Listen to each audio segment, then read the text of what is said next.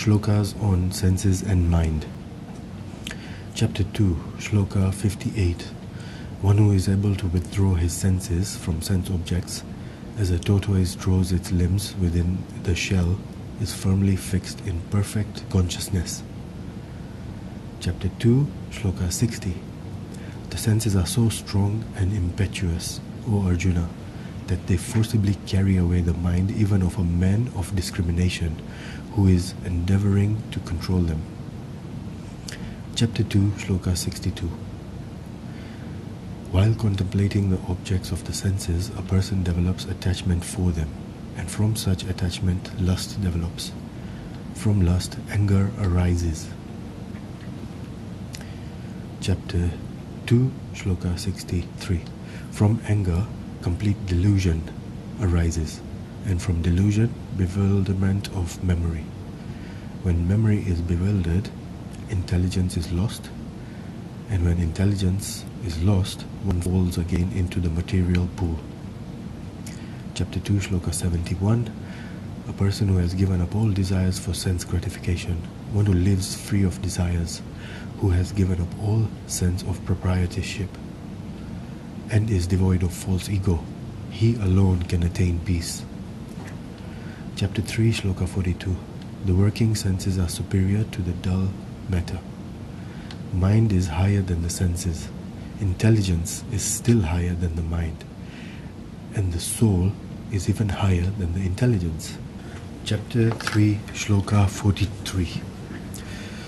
Thus knowing oneself to be transcendental on material senses, mind and intelligence, O mighty Arjuna, one should steady the mind by deliberate spiritual intelligence, Krishna consciousness, and thus, by spiritual strength, conquering its insatiable enemy known as lust. Chapter 5, Shloka 20. A person who neither rejoices upon achieving something pleasant, nor laments upon obtaining something unpleasant, who is self-intelligent, who is unbewildered, and who knows the science of God, is already situated in transcendence. Chapter 5, Shloka 24.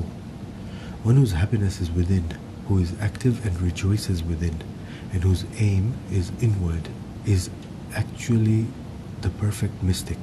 He is liberated in the Supreme and ultimately attains the Supreme. Chapter 6, Shloka 2.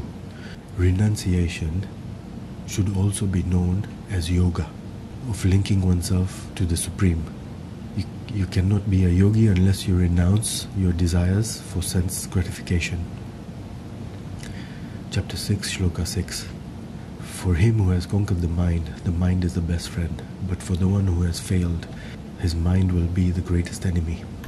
Chapter 14, Shlokas 22 to 25.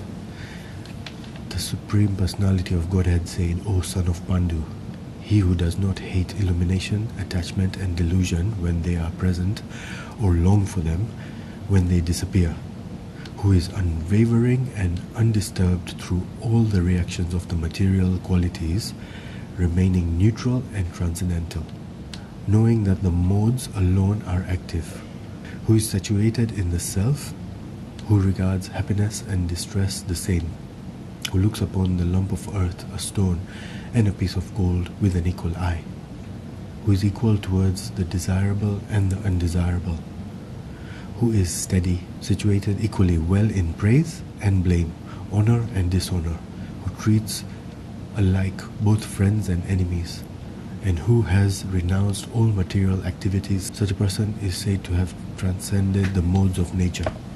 Chapter 18, Shlokas 51 to 53.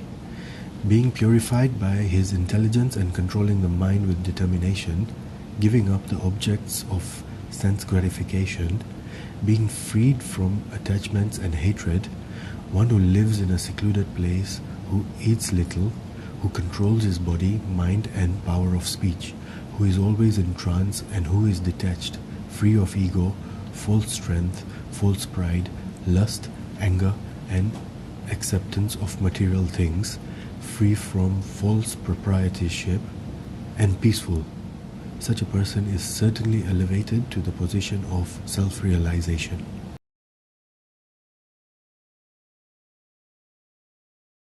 Number one. Actually, just take off that shloka, number of shloka stuff. It's just complicating life.